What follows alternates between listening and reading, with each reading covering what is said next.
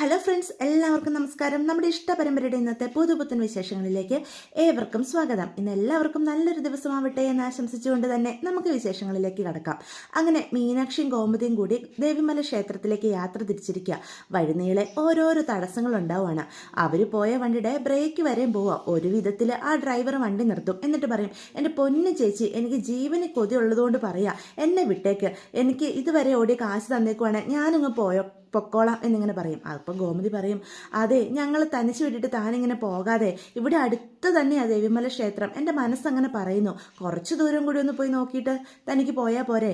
എൻ്റെ ചേച്ചി, എനിക്ക് വീട്ടിൽ ഭാര്യയും മക്കളും ഒക്കെ ഉള്ളതാ, അവർക്ക് ഞാൻ മാത്രമേ ഉള്ളൂ, അതുകൊണ്ട് എന്നെ വിട്ടേരെ. ഇവിടെ ഈ കാട്ടുമുക്കി കിടന്ന് എത്ര നേരമായി ഓടുന്നു, ഒരു ബോർഡ് പോലും ഇതുവരെയും കണ്ടില്ല, അതുകൊണ്ട് അങ്ങനെ ഒരു ക്ഷേത്രമൊന്നും ഉണ്ടെന്ന് എനിക്ക് തോന്നുന്നില്ല, നിങ്ങളെ ആരോ പറ്റിച്ചതാ, അതുകൊണ്ട് ഞാൻ തിരിച്ചു പോവാ എന്നും പറഞ്ഞ് അയാൾ പോകാനായിട്ട് വാശി കാണിക്കുകയാണ് കേട്ടോ. അപ്പം മീനു പറയും, അമ്മേ പൈസ കൊടുത്തേക്ക് എന്ന് പറയും കേട്ടോ. അങ്ങനെ ഗോമതി കാശ് കൊടുത്ത് അയാളെ പറഞ്ഞു വിടുക. ഇനി നമ്മൾ എന്ത് ചെയ്യും മോളെ, നമുക്ക് ഒരു പരിചയമില്ലാത്ത ഈ വഴി കൂടി തനിച്ച് എങ്ങനെയാണ് പോകുന്നത്? എൻ്റെ അമ്മേ, ആ കൈനോട്ടക്കാരി അമ്മേനെ പറ്റിച്ചതാ, അല്ലാതെ ഇവിടെ അങ്ങനെ ഒരു ക്ഷേത്രമൊന്നും ഉണ്ടെന്ന് എനിക്ക് തോന്നുന്നില്ല, ഇതേതോ ഒരു കാട്ടുമുക്ക, ഏതോ കാട്ടിലേക്കുള്ള വഴിയാ, നോക്കിക്കേ, ഒരു മനുഷ്യനെങ്കിലും ഈ വഴിക്ക് കാണാനുണ്ടോ? അങ്ങനെ ഒന്നുമല്ല. കാക്കാത്തി പറഞ്ഞില്ലായിരുന്നോ ദേവിമല ക്ഷേത്രത്തിൽ എത്തിപ്പെടുമ്പോൾ ഒരുപാട് തടസ്സങ്ങൾ ഉണ്ടാവുമെന്ന്? ഇതേ അതാ കണ്ടുകൊണ്ടിരിക്കുന്നത്. ദേവി നമ്മളെ പരീക്ഷിക്കുന്നതാ. നമ്മൾ ഈ പരീക്ഷണങ്ങളിൽ ഭയന്ന് മടങ്ങിപ്പോയി കഴിഞ്ഞാൽ ഒരിക്കലും സ്വാമി പോറ്റിനെ കാണാൻ പറ്റില്ല, നമ്മുടെ കുടുംബത്തിൻ്റെ പ്രശ്നത്തിനൊരു പരിഹാരവും കാണാൻ പറ്റില്ല, അതുകൊണ്ട് എങ്ങനെയെങ്കിലും ഞാൻ ആ ക്ഷേത്രം കണ്ടെത്തിയിട്ടേ എനിക്ക് മടക്കമുള്ളൂ എന്ന് ഗോമതി പറയാണ്. അപ്പം പെട്ടെന്ന് മീനാക്ഷി പറയും, എന്നാൽ ശരി വാ പോകാം എന്ന് പറയുകയാണേ. എന്നിട്ട് അവർ രണ്ടുപേരും കൂടി കുറേ അങ്ങോട്ട് നടക്കുക. അമ്മേ, ഇത് കണ്ടില്ലേ, നമ്മൾ എത്ര ദൂരമായി ഇങ്ങനെ ചുറ്റി നടക്കുന്നു, ഒരു പ്രയോജനം ഉണ്ടെന്ന് തോന്നുന്നില്ല. എന്നാലും ആ കാക്കാത്തി പറഞ്ഞതല്ലേ മോളെ, ഇവിടെ അമ്പലം ഉണ്ടെന്നേ. ദേ അമ്മേ, ആ കാക്കാത്തി ഏതോ കള്ള സ്ത്രീയാ, അമ്മയെ പറ്റിച്ചിട്ട് പോയതാ, ലോകത്ത് എവിടെയില്ലാത്തൊരു അമ്പലത്തെ പറ്റി അവർ പറഞ്ഞു പരത്തിയിരിക്കുന്നു, നമ്മൾ എത്ര ദൂരമായി ഇങ്ങനെ ഈ കാട്ടിക്കൂടി നടക്കുന്നത് അപകടമാണ് എന്ന് പറയും. ഇല്ല മോളെ, ഞാൻ മടക്കം, എനിക്ക് പറ്റത്തില്ല, നമ്മുടെ കുടുംബത്തിൽ ഒരാൾക്ക് ജീവഹാനി ഉണ്ടാവുക എന്ന് പറഞ്ഞാൽ അങ്ങനെ എന്തെങ്കിലും സംഭവിച്ചാൽ പിന്നെ ഞാൻ ജീവിച്ചിരുന്നിട്ട് കാര്യമുണ്ടോ, നമുക്ക് കണ്ടുപിടിക്കാം. പെട്ടെന്ന് അവരിങ്ങനെ തിരിയുമ്പോഴാണ് ദേവിമല ക്ഷേത്രം എന്നൊരു ബോർഡ് കാണുന്നത്. ദേ അമ്മേ, അങ്ങോട്ട് നോക്കിക്കേ. ഞാൻ പറഞ്ഞില്ലേ മോളെ, ആ കാക്കാത്തി കള്ളം പറഞ്ഞതല്ല, സത്യം പറഞ്ഞതാ. പക്ഷെ ആർക്കും അധികം ഈ ക്ഷേത്രത്തെപ്പറ്റി അറിയില്ലെന്ന് തോന്നുന്നു. നമ്മൾ പരീക്ഷണങ്ങളിൽ ഭയന്ന് തിരിച്ചു പോയിരുന്നെങ്കിൽ എന്താവുമായിരുന്നു? പേടിച്ച് നമുക്ക് മുന്നോട്ട് പോകേണ്ടി വരില്ലായിരുന്നോ? ഇതിപ്പോൾ നമ്മൾ ധൈര്യത്തോടെ ഈ കാട്ടിക്കൂടി ഇത്രയും ദൂരം നടന്നതുകൊണ്ടല്ലേ ഈ ക്ഷേത്രം കണ്ടെത്താൻ പറ്റിയത്. ഇനി എന്തായാലും സ്വാമിപ്പോറ്റിനെയും കാണാൻ പറ്റുന്ന എൻ്റെ മനസ്സ് പറയുന്നേ, ബാ നമുക്ക് പോകാം എന്ന് പറഞ്ഞ് മീനുവിനെ വലിച്ചോണ്ട് ഗോമതി ക്ഷേത്രത്തിലേക്ക് കയറി ചെല്ലുകയാണ് കേട്ടോ. അപ്പോൾ മുൻപെങ്ങും കാണാത്ത രണ്ട് സ്ത്രീകളെ കാണുമ്പം ആ ക്ഷേത്രത്തിലുള്ള ഒരു ശാന്തി വന്ന് ഇറങ്ങി വന്ന് ചോദിക്കും, എവിടുന്നാ, നിങ്ങളെ ഇവിടെ കണ്ടിട്ടില്ലല്ലോ എന്ന് ചോദിക്കുക. ഞങ്ങൾ കുറച്ച് ദൂരേന്നാ പോറ്റി വരുന്നത് എന്ന്. അപ്പോൾ ഗോമതി പറയും, എന്തെങ്കിലും കാര്യമുണ്ടോ? ഈ ക്ഷേത്രത്തെ പറ്റി ഒരു കൈനോട്ടക്കാരൻ ഞങ്ങൾക്ക് പറഞ്ഞു തന്നതാ, അവർ പറഞ്ഞു ഞങ്ങളുടെ കുടുംബത്തിൽ എന്തോ ഒരു അനർത്ഥം ഉണ്ടെന്ന്, അതിന് പരിഹാരം തേടിയാണ് ഞങ്ങൾ വന്നത്. അതിനർത്ഥം നിങ്ങൾ ആരെ കാണാനാണ് വന്നിവിടെ എത്തിയിരിക്കുന്നത് എന്നിങ്ങനെ ചോദിക്കും കേട്ടോ. അത് സ്വാമിപ്പോറ്റി എന്ന് പറയുന്ന ഒരാളുണ്ടെന്നാ പറഞ്ഞത്, അദ്ദേഹത്തെ ഒന്ന് കാണണം, അദ്ദേഹം പരിഹാരം കണ്ടെത്തി പറയൂന്ന ആ കാക്കാത്തി ഞങ്ങളോട് പറഞ്ഞു എന്ന് ഗോമതി പറയൂട്ടോ. സ്വാമിപ്പൊറ്റി, അദ്ദേഹത്തിനെ കാണാൻ ഒരുപാട് പേരിങ്ങനെ വരുന്നുണ്ട്. ഈ ക്ഷേത്രത്തിന്റെ മേൽശാന്തി അദ്ദേഹമാണ് പൂജകളും കർമ്മങ്ങളും എല്ലാം ചെയ്യുന്നത്. ഈ വക പ്രശ്നങ്ങൾക്കൊക്കെ പരിഹാരം കാണുന്നതും സ്വാമിപ്പൊറ്റി തന്നെയാ. നിങ്ങൾ അകത്തേക്ക് ചെല്ല്, ഞാൻ അദ്ദേഹത്തെ നിങ്ങളുടെ കാര്യം അറിയിക്കാം എന്നിങ്ങനെ പറയാണ് കേട്ടോ. മീനാക്ഷിയും ഗോമതിയും കൂടി സ്വാമി പോറ്റിയുടെ അടുത്തേക്ക് കയറി ചെല്ലുക. അവരെ കാണുമ്പോൾ തന്നെ അദ്ദേഹം ചോദിക്കും, നിങ്ങൾ ഒരുപാട് ദൂരത്തു നിന്നല്ലേ വരുന്നത്, നിങ്ങളെ ഇവിടെ ഒന്നും ഞാൻ കണ്ടിട്ടില്ല എന്ന് പറയാം. അതേ സ്വാമി, ഞങ്ങൾ ഒരുപാട് ദൂരത്തു നിന്നാണ് വരുന്നത്, ഈ ക്ഷേത്രത്തെപ്പറ്റി ഞങ്ങളോട് ഒരു കൈനോട്ടക്കാരിയാണ് പറഞ്ഞു തന്നത്, അവർ കുറിച്ചിട്ടെടുത്തപ്പം എന്തൊക്കെയോ ദോഷം കണ്ടു, അപ്പം തന്നെ പറഞ്ഞു ഈ ക്ഷേത്രത്തിൽ വന്ന് അങ്ങേ കണ്ട് പരിഹാരകർമ്മം ചെയ്താൽ മാത്രമേ ഞങ്ങളുടെ കുടുംബത്തെ ബാധിച്ചിരിക്കുന്ന ദോഷങ്ങൾ മാറുമെന്ന്, അതുകൊണ്ട് ഞങ്ങൾ രണ്ടും കൂടി ക്ഷേത്രം അന്വേഷിച്ച് വന്നതാ, ഒരുപാട് തടസ്സങ്ങളൊക്കെ ഉണ്ടായി, ഒരു വിധത്തിൽ ഇവിടെ എത്തിപ്പെട്ടത് എന്ന് പറയാം. അപ്പം സ്വാമി പറ്റി കുറച്ച് നേരം ഇങ്ങനെ ഇരുന്ന് പ്രാർത്ഥിക്കും. എന്നിട്ട് അദ്ദേഹം പറയും, വെറുതെ അല്ല എൻ്റെ യാത്ര മുടങ്ങിയത്, ദേവി അത് മനഃപൂർവ്വം മുടക്കിയത് തന്നെയാണ്, എന്നെ അന്വേഷിച്ച് അങ്ങ് ദൂരേന്ന് രണ്ടുപേര് വരുന്നുണ്ടെന്ന് ദേവിക്ക് അറിയാലോ എന്ന് പറയണം. എന്താ സ്വാമി അങ്ങീ പറയുന്നേ എന്നപ്പോൾ ഗോമതി ചോദിക്കും. അതോ, ഞാൻ ഇന്ന് വാരണാസിക്ക് യാത്ര ചെയ്യാനിരുന്നതാ. എൻ്റെ യാത്ര പല കാരണങ്ങൾ കൊണ്ടും മുടങ്ങിപ്പോയി. ഇപ്പോഴല്ലേ മനസ്സിലായത്. നിങ്ങളെയും പ്രതീക്ഷിച്ച് ദേവി ഇവിടെ ഇരിപ്പുണ്ടായിരുന്നു. അതുകൊണ്ടാണ് എൻ്റെ യാത്ര മുടക്കിപ്പിച്ചേ എന്ന് പറയാം. എന്തായാലും നിങ്ങൾ സങ്കടപ്പെടാതിരിക്കുക. നിങ്ങളുടെ കുടുംബത്തെ ബാധിച്ചിരിക്കുന്ന എന്തെങ്കിലും പ്രശ്നം ഉണ്ടെങ്കിൽ നമുക്കത് പരിഹാരം കാണാൻ പറ്റുന്നതാണെങ്കിൽ ഉറപ്പായിട്ടും ചെയ്യാം എന്ന് ഉറപ്പ് കൊടുക്കണം കേട്ടോ. അത് കേൾക്കുമ്പോഴാണ് ഗോമതിക്ക് ഒന്ന് സമാധാനമാവുന്നത്. അപ്പം കോമതിയുടെ മീനാക്ഷിയുടെ കയ്യിലോട്ട് കുറച്ച് പുഷ്പങ്ങളെടുത്ത് സ്വാമി നൽകുവേ. എന്നിട്ട് പറയും, നന്നായിട്ട് മനസ്സുരുകി പ്രാർത്ഥിച്ചിട്ട് ഈ കാണുന്ന ഉരുളിയിലേക്ക് ഈ പൂക്കൾ ഇട്ടോളൂ എന്നിങ്ങനെ പറയാം. അപ്പോൾ സ്വാമിയുടെ മുന്നിലായിട്ട് ഒരു ഉരുളിയിൽ കുറച്ച് വെള്ളവും അതിൽ കുറേ പൂക്കളും ഒക്കെ ഇങ്ങനെ ഇട്ടിട്ടുണ്ട് കേട്ടോ. അതിലേക്കാണ് ഇവരോടും പ്രാർത്ഥിച്ച് പൂവെടുത്തിടാൻ പറയുന്നത്. അപ്പോൾ ഗോമതി മീനാക്ഷി നന്നായിട്ട് പ്രാർത്ഥിക്കുകയാണ്. അതിനുശേഷം പൂക്കൾ അങ്ങോട്ട് ഇടുവാണ്. അന്നേരം സ്വാമി പോയിട്ടാണെങ്കിൽ ഒരു കർപ്പൂരമൊക്കെ കത്തിച്ച് അതിലേക്ക് വെച്ച് എന്തൊക്കെയോ പൂജകളൊക്കെ ചെയ്യുക. എന്നിട്ട് പറയും, അയ്യോ അനർത്ഥമാണല്ലോ എന്നിങ്ങനെ പറയാണ് കേട്ടോ. അത് കേൾക്കുമ്പോഴത്തേക്ക് ഗോമതി പറയും, എന്താ സ്വാമി പറ്റി, എന്തെങ്കിലും പ്രശ്നമുണ്ടോ? അതെ, ഒരാളുടെ മൃത്യു തന്നെയാണ് നിങ്ങളുടെ കുടുംബത്തിൽ കാണുന്നത്. ജീവഹാനി ഉറപ്പാ, അല്ലെങ്കിൽ ജീവഹാനിക്ക് തുല്യമായ എന്തോ വലിയൊരു അപകടം നിങ്ങളുടെ കുടുംബത്തിൽ ഒരാളെ കാത്തിരിക്കുന്നുണ്ട് എന്ന് പറയും. അത് കേൾക്കുമ്പോൾ ഗോമതി പേടിച്ച് വരികയോ, അയ്യോ സ്വാമി എന്താ ഈ പറയുന്നേ, ആ കാക്കാത്തയും ഇങ്ങനെ തന്നെയാണ് പറഞ്ഞത്, എൻ്റെ കുടുംബത്തിലൊരു വലിയ ദോഷം കാത്തിരിക്കുകയോ? അപ്പം മീനാക്ഷി ഒന്ന് പേടിക്കും കേട്ടോ. അതെ, ഗോമതിയുടെ കുടുംബത്തിൽ എന്തോ വലിയൊരു ദോഷം തന്നെ വരാനുണ്ട്. ഒരാളുടെ മൃത്യു അത് തന്നെയാണ് ഇതിൽ തെളിഞ്ഞു കാണുന്നത്. കണ്ടില്ലേ ആരുടെ താന്നത് എന്നൊക്കെ ഇങ്ങനെ ചോദിക്കുക.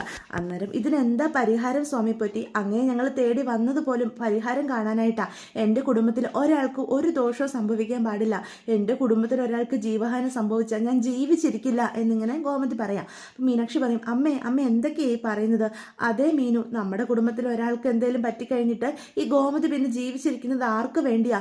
എന്ത് പരിഹാരമാണേലും എന്ത് കഠിനമായ വ്രതമാണേലും ഞാൻ എടുത്തോളാം സ്വാമി പറ്റി, അങ്ങ് ഞങ്ങളുടെ കുടുംബത്തെ രക്ഷിക്കണം എന്ന് പറഞ്ഞ് ഗോമതി അയാൾക്ക് മുന്നിൽ ഇങ്ങനെ കരയുവാണ് കേട്ടോ. അത് കാണുന്ന സ്വാമി പോയിന്റ് പറയും, നിങ്ങൾ പേടിക്കാതിരിക്കുക, ഇതിനൊരു പരിഹാരം അഗ്നിഹോമമാണ്.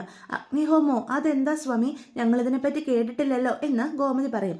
എൻ്റെ അറിവിൽ 20 വർഷങ്ങൾക്ക് മുമ്പ് ഇതുപോലെ ഒരു കുടുംബം അഗ്നിഹോമം ചെയ്തത്. ഒരുപാട് കഠിനമായ വ്രതങ്ങൾ എടുക്കേണ്ട ഒരു പൂജയാണ് അത്. ഗോമതിയെ കൊണ്ട് അതിന് സാധിക്കുമോ എന്ന് ചോദിക്കുക. എത്ര കഠിനമായ വ്രതമാണെങ്കിലും, എന്ത് അപകടം എനിക്ക് സംഭവിക്കുന്ന വ്രതമാണെങ്കിലും എൻ്റെ കുടുംബത്തിന് വേണ്ടി അത് ഞാൻ എടുക്കും സ്വാമി. ഒരു കളങ്കം പോലും പറ്റാതെ ഞാൻ ആ പൂജ പൂർത്തീകരിക്കും. ഇത് ഉറപ്പാ. അഗ്നിപൂജയെങ്കിൽ അത് ചെയ്യാം. ഞങ്ങളുടെ എല്ലാ കുടുംബാംഗങ്ങളുമായിട്ട് ഞാൻ വരാം എന്നൊക്കെ ഗോമതി പറയാം.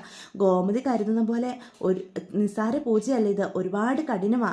എന്ത് കഠിനമാണേലും ഞാൻ ചെയ്യാമെന്ന് പറഞ്ഞില്ലേ എന്ന് ചോദിക്കുകയാണ് കേട്ടോ. അപ്പോൾ സ്വാമി പറ്റി പറയും, സാധാരണ വ്രതങ്ങൾക്ക് ഒരു നേരമാ, അതായത് ഒരു നേരം അരിയാഹാരം കഴിക്കാം. പക്ഷേ ഈ പൂജയ്ക്ക് അങ്ങനെയല്ല. പൂജ തുടങ്ങുന്നതിന് ഒരു ദിവസം മുന്നേ ജലപാനം ഉപേക്ഷിക്കണം. വെള്ളം പോലും കഴിക്കാൻ പാടില്ല എന്നർത്ഥം. ഗോമതിയെ കൊണ്ട് ഇതിന് സാധിക്കുമോ എന്ന് ചോദിക്കുക. എന്നെക്കൊണ്ട് സാധിക്കും. അമ്മ എന്താ ഈ പറയുന്നേ? ഒരു ദിവസം മുഴുവൻ പട്ടിണി കിടക്കാൻ അമ്മയെ കൊണ്ടൊന്നും കഴിയില്ല എന്ന് മീനാക്ഷി പറയും. ഇല്ല മീനു, എനിക്ക് എന്ത് വയ്യായ്ക സംഭവിച്ചാലും ഞാൻ ഈ പൂജ തീർക്കാൻ വേണ്ടി എന്തും ചെയ്യും. ഈ പൂജ എടുക്കണം. അതിന് വേണ്ടിയിട്ട് എത്ര കഠിന വ്രതവും ഞാൻ ചെയ്യാം. എനിക്ക് സമ്മതമാണ് സ്വാമിപ്പറ്റി. എന്നാ ചെയ്യേണ്ടത് എന്ന് വെച്ചാൽ ഞങ്ങൾ അന്ന് തന്നെ വരാം. അത് എനിക്ക് തടസ്സങ്ങളൊന്നുമില്ല. നിങ്ങളുടെ സൗകര്യാർത്ഥം എത്രയും വേഗം ചെയ്താൽ അതാവും ഏറ്റവും ഉചിതം എന്ന് സ്വാമിപ്പറ്റി പറയും. അങ്ങനെയാണെങ്കിൽ നാളെ തന്നെ ഞങ്ങൾ എല്ലാവരും വരാം. നാളെ പറ്റില്ലല്ലോ ഗോമതി, ഇന്ന് നിങ്ങളിവിടെ വന്നില്ലേ, നാളെ ഫുള്ള് വ്രതം എടുത്ത് എന്നാൽ നമുക്ക് മറ്റന്നാൾ പൂജ ചെയ്യാം. നിങ്ങൾക്ക് സമ്മതമാണോ എന്നിങ്ങനെ ചോദിക്കുമോ? അതെ, മറ്റന്നാളത്തേക്ക് ഞങ്ങൾ ഉറപ്പായിട്ടും എത്തും. ഈ പൂജയ്ക്ക് വേണ്ട എന്ത് സംവിധാനങ്ങളും അങ്ങ് ചെയ്യണം. ഞങ്ങൾ ഉറപ്പായിട്ടും എത്തും. ഒരുപാട് നന്ദിയുണ്ട് എന്നൊക്കെ ഇങ്ങനെ പറയാണ് കേട്ടോ. അങ്ങനെ മീനാക്ഷിയും ഗോമതിയും അവിടുന്ന് മടങ്ങി ദേവമംഗലത്തേക്ക് എത്തുക. അപ്പോൾ ദേവമംഗലത്തെത്തിയിട്ടും ഗോമതിക്ക് ഒരു സമാധാനവും ഇല്ല. അപ്പോൾ മീനാക്ഷി പറയും, അമ്മ ഇങ്ങനെ സങ്കടപ്പെടാതെ നമുക്ക് പരിഹാരക്രിയകൾ ചെയ്യാലോ എന്ന് ചോദിക്കുക. അപ്പോൾ എല്ലാവരും അവിടെ വന്നിരിക്കുകയാണ് കേട്ടോ. അപ്പോൾ ബാലൻ പറയും, എന്താ നിങ്ങൾ തീരുമാനം? നിങ്ങൾ ക്ഷേത്രത്തിൽ പോയിട്ട് എങ്ങനെ ഉണ്ടായിരുന്നു എന്നൊക്കെ ഇങ്ങനെ ചോദിക്കുക. അപ്പോൾ ഗോമതി പറയും, എൻ്റെ ബാലേട്ട പോയത് ഒരു നന്നായി. അവിടെ കേട്ട കാര്യങ്ങൾ കേട്ട് കഴിഞ്ഞാൽ ബാലേട്ടനും ചങ്ക് തകരും. നമ്മുടെ കുടുംബത്തിൽ ഒരു മൃത്യു വരാൻ പോകുവാണെന്ന്, ഒരാളുടെ ജീവന് ആപത്തുണ്ടെന്ന്, അല്ലെങ്കിൽ അതിന് തക്കതായ എന്തെങ്കിലും വലിയൊരു അപകടം സംഭവിക്കുന്ന അദ്ദേഹം പറഞ്ഞത്. അപ്പോൾ ആര്യം പറയും, അമ്മ അതൊക്കെ വിശ്വസിച്ചോ? ഞാൻ വിശ്വസിച്ചു. നിങ്ങൾക്ക് ആർക്കും വിശ്വാസം ഇല്ലെങ്കിലും എനിക്ക് വിശ്വാസമാണ്. ഈ കുടുംബത്തിന് ഒരു ദോഷം വരുന്ന ഒരാൾ പറഞ്ഞത്. നിങ്ങളെല്ലാവരും നേരം വെളുക്കുമ്പോൾ ഓരോ വഴിക്ക് പോകുന്നവരാ. പക്ഷെ ഞാൻ അങ്ങനെയല്ല. മുഴുവൻ സമയം ഈ വീട്ടിനകത്ത് നിങ്ങളെ ഓർത്ത് ഉരുകിയിരിക്കാൻ എനിക്ക് പറ്റില്ല.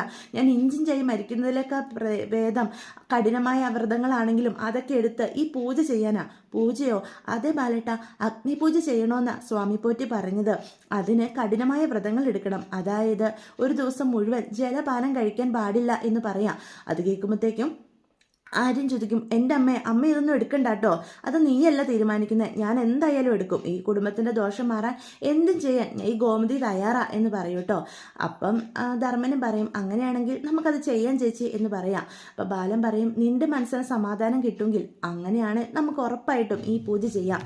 നമ്മുടെ കുടുംബത്തിൽ ഒരു ദോഷം ഉണ്ടെന്നിങ്ങനെ കേട്ടിട്ട് എങ്ങനെയാ സമാധാനത്തോടെ ഇരിക്കുന്നത് എന്നൊക്കെ പറയാണ് കേട്ടോ. അതെ, നമുക്ക് എല്ലാവർക്കും എന്താണേലും ആ പൂജകൾ ചെയ്യണം. ഞങ്ങളിന്ന് പോയപ്പോൾ തന്നെ എത്ര തടസ്സങ്ങൾ അതിജീവിച്ച പോയെന്നറിയാവോ?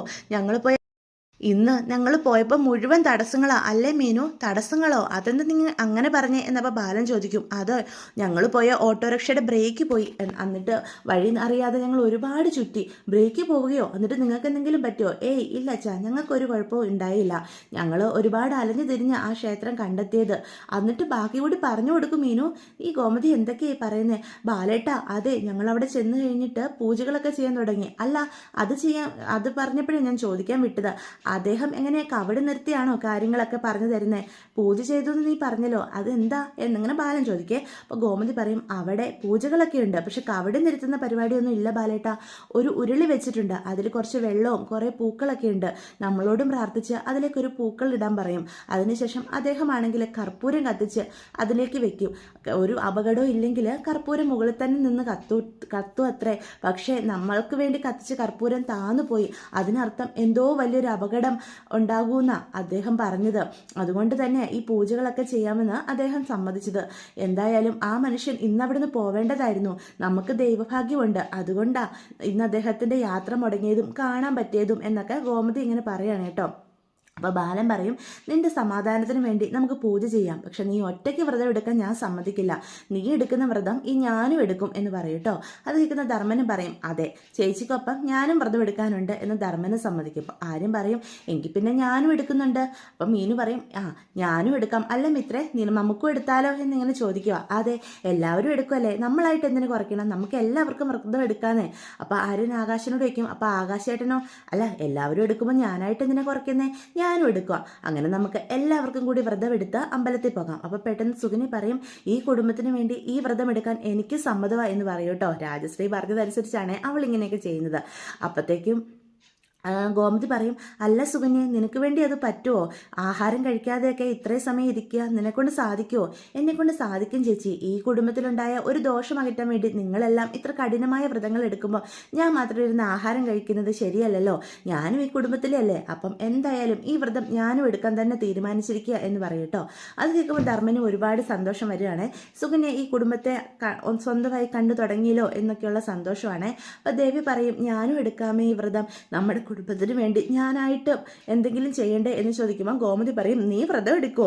നീ വ്രതമൊന്നും എടുക്കണ്ട. ഈ സമയത്ത് നീ ആഹാരം കഴിക്കാൻ മുടക്കിയാലേ അത് നമ്മുടെ കുഞ്ഞിനെ ബാധിക്കും. ഇപ്പോൾ 1.5 മാസം നിനക്ക് നന്നായി ശ്രദ്ധിക്കേണ്ട സമയമാണ്. നീ അരമണിക്കൂർ ഇടവിട്ടെങ്കിലും വെള്ളമൊക്കെ കുടിക്കണം. അപ്പം എങ്ങനെയാണ് വ്രതം എടുക്കുക? എല്ലാവരും അതിനെ എതിർക്കും.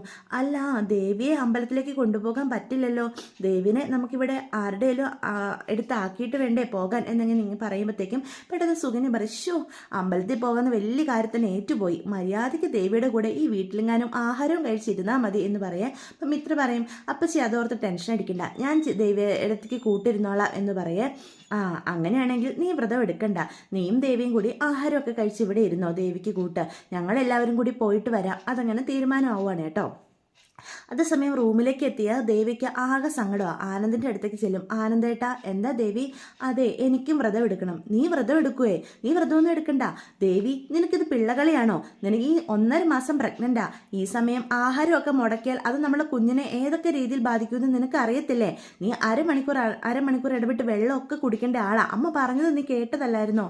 അതുകൊണ്ടല്ല ആനന്ദേട്ടാ, ഞാൻ ഒരുപാട് കള്ളങ്ങൾ സാഹചര്യത്തിൻ്റെ സമ്മർദ്ദം മൂലമാണെങ്കിലും ആനന്ദേട്ടനോട് പറഞ്ഞിട്ടുണ്ട്.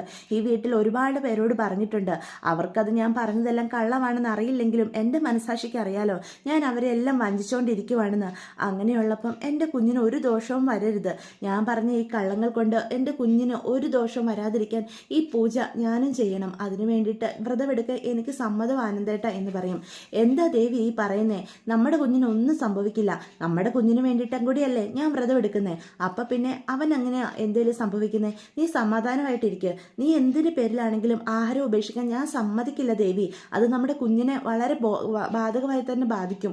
അതിന് ഈ ആനന്ദ് സമ്മതിച്ച് തരത്തില്ല. പിന്നെ ദേവി, നിന്നോടൊരു കാര്യം ഞാൻ പറയണമെന്ന് കരുതിയിട്ട് വേണ്ടെന്ന് തീരുമാനിച്ചതായിരുന്നു. എന്താ ആനന്ദേട്ടാ അത് എന്നും പറഞ്ഞ് ആനന്ദ് പറയാൻ തുടങ്ങുന്നിടത്താണ് ഇന്നത്തെ എപ്പിസോഡ് അവസാനിക്കുന്നത്. അപ്പോൾ ഇതൊക്കെയാണ് ഇന്നത്തെ വിശേഷങ്ങൾ. വീഡിയോ ഇഷ്ടപ്പെട്ടുവെങ്കിൽ ചാനൽ സബ്സ്ക്രൈബ് ചെയ്യാൻ മറക്കരുത്. ലൈക്ക്